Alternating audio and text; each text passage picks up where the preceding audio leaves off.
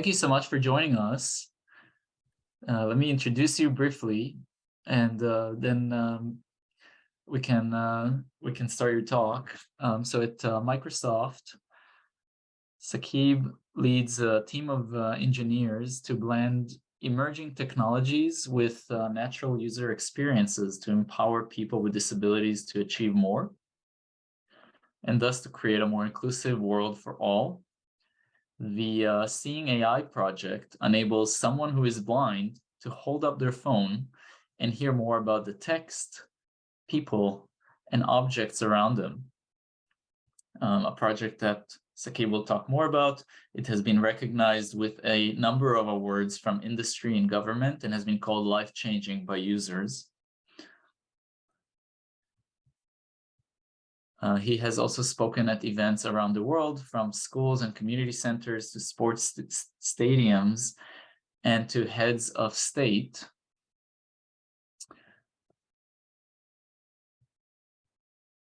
And with that, we can, do you want to try to share your screen? Let's see if that works with Zoom. Okay, let's try this. Otherwise, I might just speak.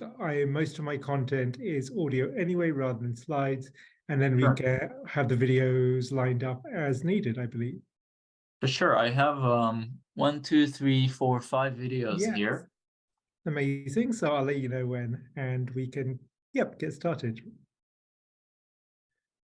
And I must say thank you so much for inviting me to speak today and for the warm welcome. It's my honor to be here. We've heard from a few speakers today about their work in academia, and that's so exciting for me. Like, the cutting edge research is what makes this next generation of assistive applications possible. I'm going to come at this from a slightly different angle. I work at Microsoft, as you heard, as an engineering manager, as a project lead, as the founder of Seeing AI. And I'm going to tell you a bit about the journey that brought me here, what the team's working on, and where we're looking to go in the future. So without further ado, I am blind myself. And so Seeing AI is an app for primarily for people who are blind or low vision. And a lot of that comes from my personal lived experience in terms of getting it started. Of course, once you've started it, it's all about the community and so forth. I'll talk more about that in a moment.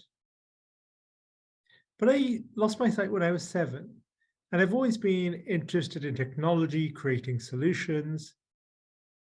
But even if we step back from AI and assistive technology specifically, I grew up in an environment in a school for the blind. And I had this introduction to this idea that if you have the right human support and technological support, it can really counteract the challenges of living with a disability to some extent, not completely, of course. And it depends what your disability is. But I was very fortunate in that, as someone who's blind, we had the staff available, but also the technology. I remember the first time I could write a document without sighted help, the first time I could start getting information from the web, or the technology which produced Braille, raised diagrams, and maps. So on the one hand, I'm learning to be a software engineer, a programmer, understanding how all that works, how to create solutions. But at the same time, it's sort of deeply embedded in me that this idea that these assistive solutions can be truly life-changing and really augment what your capabilities are and break down the barriers between what someone's true potential is and what the current environment allows them to do. And this is this idea that it's not about disability as something that needs to be cured, but rather that it's about creating the right environment and the right set of tools to allow someone to realize their potential.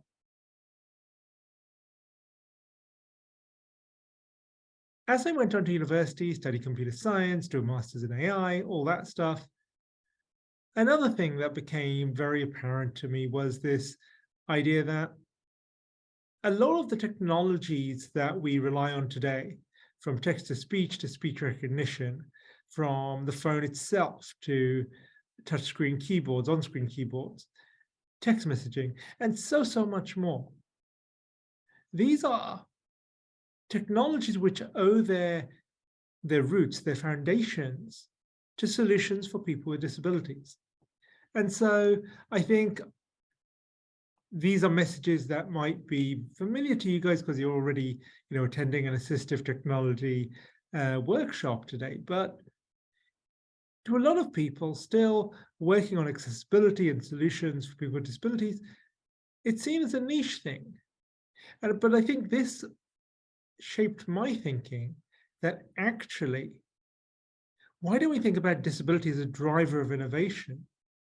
So all those foundational technologies I just mentioned, they're a part of everyday life today, but each one of them has a story about how someone with the ability to create and someone with a really great need, in these cases, someone with a disability, came together to create that solution. And I think that's a really powerful message, especially when you think about the university environment. You're creating so many great solutions, but it's important that it must be grounded in working with the community you want to serve. And in many ways, you can think about this as inclusive design. Can you, instead of trying to design something which is generally applicable to everyone, and ultimately that is the goal, if you're creating software for everyone on the planet, it does need to work for everyone. But if you designing at the edge, as one of my colleagues calls it, this idea that you choose the people who would normally be excluded by such solutions, and you create things that work for them, designed for one, and then extend to many, you can end up with solutions which are better for everyone, because there are 1 billion people in the world with some form of disability. And that's not a small number. We're just all unique, different human beings. So I joined Microsoft, 17 years ago now, a long time, long career, had so many fun adventures here working on different projects. Accessibility was never my main focus, but a few years ago, it accidentally became so. In a hackathon, I thought, AI was reaching a certain level of maturity. How do we apply the AI tools we had at that time? And again, in a moment, I'll talk about how that's evolved. But going back about 5 years, how do we leverage emerging technologies? How do we bring them together with the needs of the blind community? And in the hackathon, it was very much myself. But since then, we've talked to hundreds, thousands of users to understand their lived experiences. And we came up with Seeing AI. We sometimes call it a talking camera app, because you can put it on your iPhone. It's like a camera, but it's going to speak what it can see. And that has been the project, the adventure that we started back then at the hackathon, became my full-time job. And it's something that we're working on to this day, continuing to improve and iterate on, looking at what are the latest emerging technologies and what are the challenges that people are facing, and how do we create experiences to close that gap. More of that in a moment, but let's run the first video, which shows a bit about the app if you haven't come across it before, and about how one user integrates it into his daily life. My take on life is that life is definitely there for the taking. What you put in is what you'll get out. Two things important to me in life are family and music. They both play a huge part in my life. Technology allows me to be my own one-man band. I try to be as independent as I can, and the way that I do that mostly is with low tech, which is a white cane, and high tech, which is a phone. Seeing AI. Seeing AI is one of the biggest deals in technology, I think, at the moment for visually impaired users. It's an app that you can read almost anything, anywhere with it. Kilburn High Road. Fashion. Workspace. Mayonnaise. It has a multitude of functions, and they all work together to produce something that you can use whenever you need it. It might even be considered to be a Swiss Army knife of apps. Of all the parts of Seeing AI, I really do think short text is the biggest of the game changers. Northwest 6. Because I've never seen anything like that in any other app before. And I like being in the back of cabs or in buses and pointing it out the window and seeing what I pass on the way to places. Mobile phone NC 4000 services. One of the greatest things about short text for me is that if there's no one else in the house, I can sort the post into who's who. Mrs. K. Louis. Mrs. Kirsten Louis. So I don't open my wife's post and she doesn't get cross with me. Package. Yo, voilà, Andre. My man Alex. Good. One fella. Blessed. £20. That's really cool. Currency is a very useful channel because sometimes it's very difficult to know what notes actually are. So with currency, I can detect that straight away. £5. Job done. 2025. Well done. Scene preview. Scene is actually really cool. It's quite descriptive, really. Processing. A store filled with lots of different types of fruit. I think that's pretty amazing. Twitterific. In my view, one of the best parts of Seeing AI is the ability to read pictures from social media. Because so many times someone will send me a picture of something that I cannot understand. So I will share that picture to Seeing AI. Scene. Probably a group of people sitting on a bench in a park. And then I'll get a description of what it is. Person. 8-year-old boy with black hair looking happy. 7-year-old girl with brown hair looking disgusted. And it's changed how I can view social media. It feels like I can participate Like, reply. far more than I could before. Thank you for sharing. Handwriting preview. With Handwriting Channel, I was actually able to read a card from a family member last year. That's the first time I'd actually been able to do that without help. Dear Dad. That was Alice very worked. good. We can tell if Jake's been writing well if the handwriting tab can recognize it. That's good proof, really. We love you, Daddy. XXXXXX. We've got lots of X's. The effect of having Seeing AI to hand all the time is like having somebody who can see in your pocket. 34-year-old man with a beard wearing a hat looking happy. Why not? There is so much more that I can do now that I couldn't before. You've grown up. I used to be nice. I think Seeing AI really is a huge technological step down the road, and I hope that we can continue down a road like this for many years to come.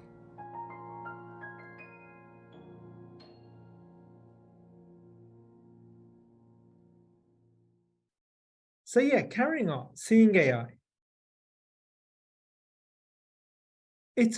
We think of it as a visual companion, a tool that augments your awareness, especially for someone who cannot see. And if we could play this video with audio, then you'd see that, one of our users is using Seeing AI in his everyday life. We've put together a set of tools which can assist with everything from like reading text, like sorting out your mail, and in developing that experience, it was all about how do you really quickly read text. Computers have been able to read text for many years, but how do you do that very quickly and efficiently? Or when you're scanning a document, many apps are doing this, but how do you help someone who cannot see line up the edges? Can we use face recognition to help you know who's around you? Can we use image captioning to generate a description of a scene? For example, it might say, a man and a boy playing with a ball in the park. So, and there's much more. Then users told us they wanted to understand light intensity, understand colors, and so forth. So we ended up building a whole slew of different experiences, which are all focused around the camera, around having images, and being able to recognize what's in the image. But we learned some key concepts as we started developing Seeing AI, which I'll go into in just a moment. So I think one of the key lessons was, it's really critical to develop in conjunction with your users, whether that's formal user studies or co-design sessions, whatever form that takes. Predicting what someone's going to need and then just building it in isolation, that's never going to work. So it's that collaborative design and iteration was really key. We introduced the concept of channels. So for each task, it's a task-centric approach where for each individual task, we have a different experience. And people often ask us, why do you need task-specific channels? And really comes down to today. I think that's not going to be true forever, but today, it's not just about the AI, it's about AI plus HCI. So we found that how do you encourage someone who cannot see what's in the viewfinder to frame a good photo, to point the camera in the right direction, to have it the right distance away, to have the right lighting? We found there's so many challenges that you can only figure out as you watch people using it and then develop the technology in conjunction to be able to provide the smoother user experiences. And so another example is recognizing products. We thought, okay, we're going to integrate barcode scanning of some sort, but you find that actually, where is the barcode on this box of cereal? One of the challenges there, like even with recognizing products, it's a case of, can we develop some lightweight on-device AI, which machine learning model, which will help you be successful? So it's not so much about the scanning of a barcode, it's about the helping you, providing some audio or non-spoken guidance, non-visual guidance to be able to position your phone appropriately. And so Seeing AI, it has these different channels, different experiences, with each experience tailored for achieving a particular task. Reading, recognizing people, recognizing currency, so on and so on and so on. So yeah, we're talking about these principles. We're talking about this idea of, right now, task-specific experiences and the importance of the user experience, the importance of, it's not just recognizing what's in an image. It's not just the machine learning. Like, it's very tempting to think, okay, we're going to have a large data set. Now we're going to be able to train a model and we're done. No, you're probably less than half done. The other half is really, what's a natural experience? How's that going to fit into someone's life? And then the other part to the machine learning side is, how are you going to have a representative data set? One of the things we have found is, a lot of the data sets out there are not representative of people with disabilities.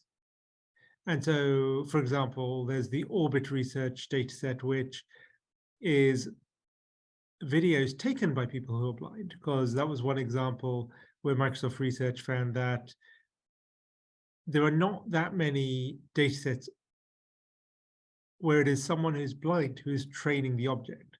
Or VisWiz is another data set where, it's about not just general photos, but ones taken by someone who's blind. So as we move forwards, we're looking at new novel experiences. We started looking at audio augmented reality. As I pan the phone around the Share. room, I hear objects being announced as they Book. come into view. Because I'm wearing headphones, I hear the sounds coming from their 3D location. Door. Person. We just heard Seeing AI say person, so I know there's someone over to the right. Wouldn't it be cool if Seeing AI had actually identified who it was, rather than saying the word person? I can now ask Rita to take 3 selfies to teach Seeing AI to recognize her. And when Rita is recognized, we'll hear how her name is now spoken. Rita. Let's take a quick look at the Filters button. Filters. We can select to have people or objects announced. We can also choose to have proximity reported. If I turn this on, On. I will feel my phone vibrate. As things are closer, the vibration gets more intense. And if I point it, say, at the door, suddenly when I come across the opening, it gets much fainter. Let's take a look at placing a beacon. Let's go over to the Actions menu. Place beacon. This shows me a list of everything that's been detected in the room so far. I'm going to select the door. I hear a beacon sound in my headphones, and visually we see an arrow pointing towards the door and a label showing the distance. 3 meters. As I move towards the door, the distance goes down and I can hear the beacon getting 2.3 louder. meters. And as we reach the door, we hear this nice little success sound to indicate we reached there. And sure enough, we could walk straight through the door without touching the side. Augmented reality is often considered something very visual. So you might see a little character walking on the table even though they're not really there. When we talk about AR, it's much more about, can we actually map the world around you, understand the world around you, and provide spatial audio, potentially with head tracking. So the direction in which you look, you will be able to hear the sound coming from 3D space. So we created 3D object recognition. So you'll hear the word chair coming from the chair, or you can place a virtual audio cue, an audio beacon, on the door. And so here's this idea that actually, beyond just computer vision, we're going to track the world in 3D space. We're going to use spatial audio to layer the world with accessibility information. And then the next logical step was, okay, we're creating this assistive layer of information in the world. What if other people could help you create that information layer? So again, we'll share a video. It's actually in the app. You can go and download it from the App Store. But indoor navigation became this experiment we've been running over the past couple of years with the community of how do you allow someone to walk along a route, walk through a space, and we're dropping AR breadcrumbs as we go. You can message that route to someone, share it in various apps, but then ultimately we're providing 3D spatial audio to allow someone to hear those breadcrumbs, those waypoints, and navigate along a route. And that's useful in terms of indoor navigation as a tool, but I think also as a concept, this idea that someone who can see at a different space, a different time, a different location, can augment that assistive layer of information in the world. Indoor navigation is an exciting new feature which allows one person to lay down a trail of virtual waypoints. Someone can then follow the route later on by following the audio cues. While it is absolutely possible for someone who's blind to create the route, in this case, we're going to get a sighted colleague to do this. Let's create the starting point. We're going to turn around to show Seeing AI the location from all angles to make it easier to find it later. 100% completed. We can enter a name for the starting point. Now walk to the destination and tap End Route. As I walk, Seeing AI is creating waypoints every couple of meters, as you can hear from that sound and the ticks on the right. Now that I've reached the coffee bar, I'm going to tap Stop and enter a name for the destination.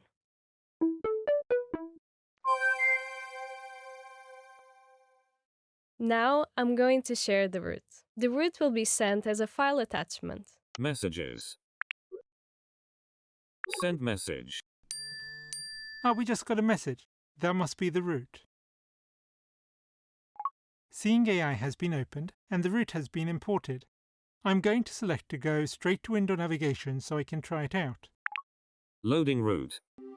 Now, we hear a sound coming from the first waypoint, and visually a series of balls stretching out along the route. Let's walk towards the sound, and that pop indicates we've hit the first waypoint. Let's keep going. There's another one. And another. And let's keep going. That success sound indicates we've reached our destination. And here we are at the coffee bar. So that's something we're just, I think, touching the surface of. Some of the other things we're looking at, and I'm conscious of time, let me just double check. Yeah, we have 5 minutes, and then we can have some time for Q&A.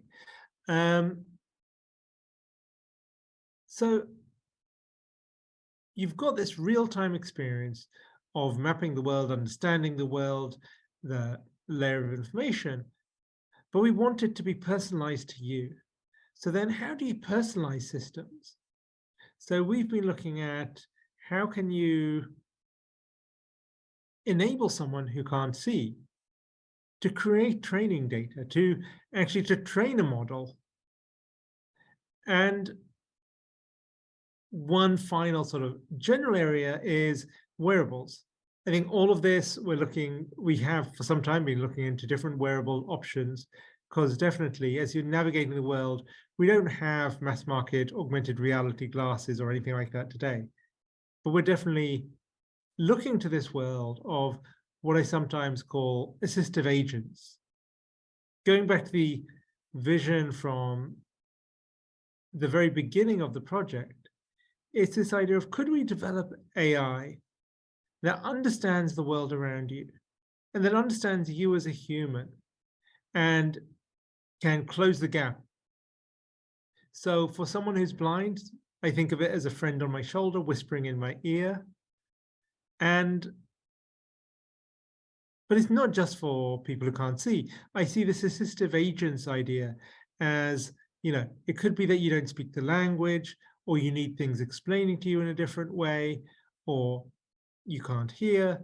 And AI for each of these areas is developing at a rapid pace, whether it's understanding vision, understanding sound, detecting speech and identifying speakers. Like, the AI we have today is really getting way, way better at understanding the world, both from what I would call pull, by pulling information out of your environment, but also from the environment pushing information to you via, smart environments, whether that's IoT devices connected through the sensor networks or something else. So it's a long-term vision, but I feel, okay, as the environment knows more about itself, as we can pull more information through sensors like on your own device, like microphones and cameras, then we build up a model of the world. And that's what we're really doing in Seeing AI with what we call the World Channel, where it's pulling in this information and providing it to someone who's blind through spatial audio and this accessibility information layer. But then the more important second part of that is understanding the human. What do they want to know? When do they want to know it? And we're each individual with their individual needs. So yes, it's a multi-year big vision, but very excited to think with wearables, personalization, augmented reality, bringing these things together and stitching together experiences that really enable someone, regardless of their ability or disability, to do so much more. And the technology keeps getting better. You might have heard of generative AI. And up till now, we've had to train models based on, a certain amount of data for each specific task. For each task that a user needs to complete, we're having to do a lot of custom code, custom work to think, okay, how do we enable someone to take a good photo for their holidays? How do we enable someone to read a sign? Someone mentioned in the previous session, cooking. We could probably create some tools to help with that, but it would be very specific. You need specific models, you need specific user experiences. I'm not going to go down the road of saying we're going to get artificial general intelligence, AGI, anytime soon. But with even things like ChatGPT, we are seeing that, these large models trained on huge data sets, like all the text on the internet, okay, not all, but huge amounts of text from the internet, really means that we can have these generative AI models which can not require training for a specific task, but can generalize much better. I think this is in its infancy when it comes to computer vision, but again, even there, we're seeing that generative AI for computer vision is coming along, and we've done some work in our lab on how do you generate more rich image descriptions based on these large language models. And some of the results we have are really quite impressive, that by combining computer vision and large language models, you can basically get it to create a rich, in-depth description and then fine-tune that based on what is interesting to the user. So again, generative AI is another really hot trend right now, which our lab's looking into. But sort of leveling back up from the technology, we must always remember it's all in the context of the person. Why do we do this? We do this to assist our users. And it's model plus experience, AI plus HCI. So I often think my team's work is talking to the blind community, and in other projects, people with other disabilities, of course, as well. But we're seeing AI is talking to the blind community, understanding the latest advances, whether that's personalization, wearables, generative AI, augmented reality, and then blending them to create these natural experiences and iterating, co-designing with the users so that we make sure that we're solving their specific problems. And as I said, design for one, extend to many. We create these niche solutions, but also believe that over time, these are just things that are going to help everyone. I want everyone to have their own assistive agent, helping them understand the user, understand the environment, close the gap between what the environment enables you to do and what your full potential is. I'm really excited to keep going on this. I feel very lucky to be at Microsoft and to be able to have, spun up this project, but keep going over the years. And I'm quite excited to see where we take this in the years to come. So again, really apologies for the technical difficulties playing videos. Who knew that was going to be the problem today? But thanks for your patience with that. And would love to hear from you. And I will put my contact details out there as well, so we can keep the conversation going even beyond this talk today. Thank you very much. Thank you, Saqib. Thank you so much. Can you hear me, by the way? Yes. I think I've devised a setup to show your your beautiful demos. I always hate giving up. I think what I'm going to do is I'm going to mute you, though, to make sure that it doesn't echo. And then I connect it through the phone to the audio. So I wonder if this will work. Okay, last try. Yes, you have this generative AI video, so I have it open. Let's see if that works. And while people are typing in their questions, I can try. So I'm going to mute you for a second.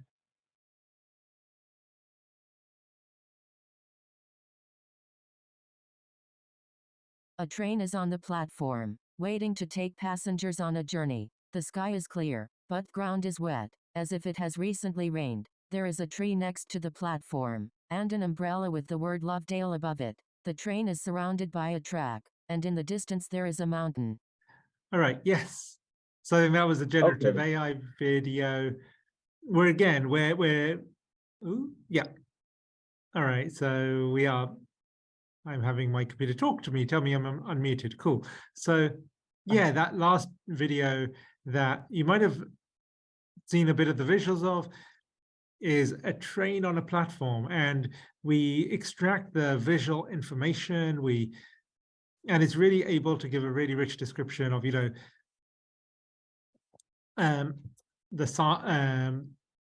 whole scene. And we will try and share that in some other format later. I see the questions are coming in, so let's switch over to that. Yeah, there's several questions here, and thanks again for the fantastic talk. There's a question from Kate Senko. I am a computer vision researcher. What do you think is the biggest limitation of computer vision that stops it from assisting blind users? What should we focus our research on? I think some of the challenges are generalization and interaction. So let's talk a bit about both of those. So to date, a lot of the computer vision models or experiences are very specific to the data that we have available. So I think some of the challenges are we don't have that many data sets specific to disability, specific to someone who's blind. So can we create more general computer vision which will work in the real world in the ways that people are using it, either by collecting the data, but also if we don't have that data, then can we still create systems which generalize better? And I do think that with some of the giant internet scale models we're seeing, some of that is more possible than it once was. But then the flip side to that is, okay, you can have many gigabyte models in the cloud, but then how do you enable interactivity? Because to a blind person, if you're going to send a frame of video to the internet and get it back a second later, that's way too late. Like, you cannot guide someone where to walk or how to hold their hand or what to reach out to if it's going to take a second to find out about a frame. And there are hacks, there are different ways to overcome these challenges, which we're playing with, but it's this, okay, can we generalize the computer vision models to be more applicable in the real world in without needing very specific task-specific training? But at the same time, how do you make sure that you can keep the interactivity? And probably it's a hybrid approach where we have very lightweight models running on device, we have very huge models running in the cloud, and you blend them in interesting ways. So it's a good question, because these are things we are actively thinking about and exploring and playing with.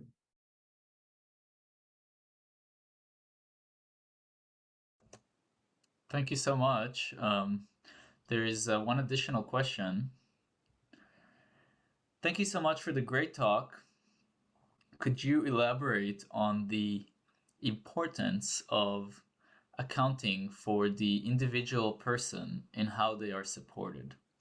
Is this even more critical in the context of disability?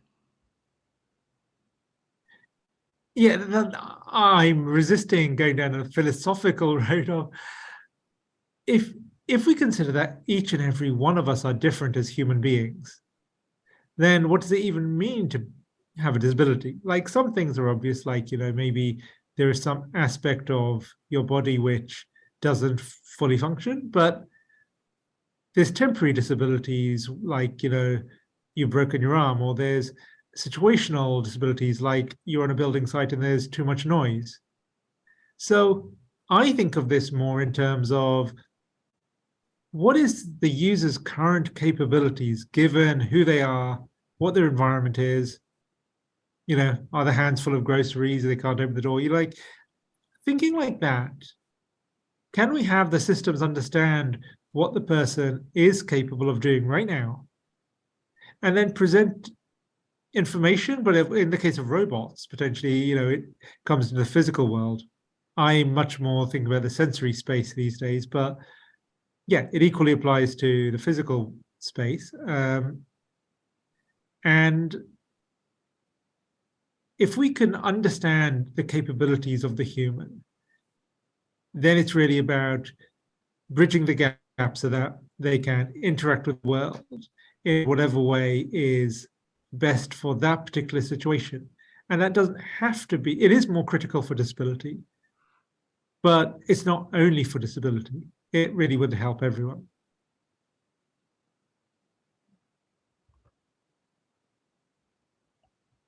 Great, thank you so much. There's one more question. As someone who has been developing technologies, impactful technologies for end users, do you find that there's some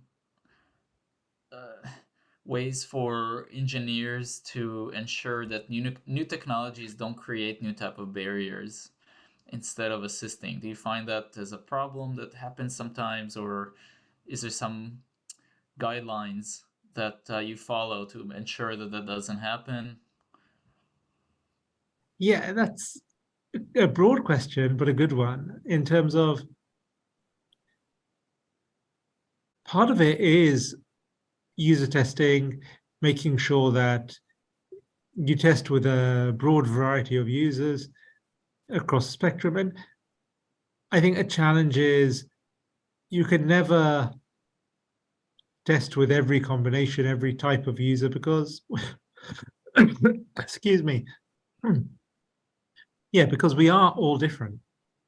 So, but it's like doing your best to test across a broad section of users and to understand, like maybe you have biases in your design process, to try and be conscious of what biases you might be projecting, that users will be able to do this. And then listen to your users and iterate. So as you get the feedback, be open to that and iterate. So the other side of this is responsible AI. At Microsoft, we have an entire team working on ethics and responsible AI to make sure that anything we create does not marginalize a group of people, or make sure that, I think sometimes, as you mentioned, when you're solving for one user, a group of users, that you're not causing harm. So there's a lot of information if you search for responsible AI out there. And yeah, I would recommend that you definitely look that up. It's just part of our process here at Microsoft, and it's really important to do that. Great, really great to hear about the amazing efforts at Microsoft that being led. And with that, I'll thank you again for the wonderful talk.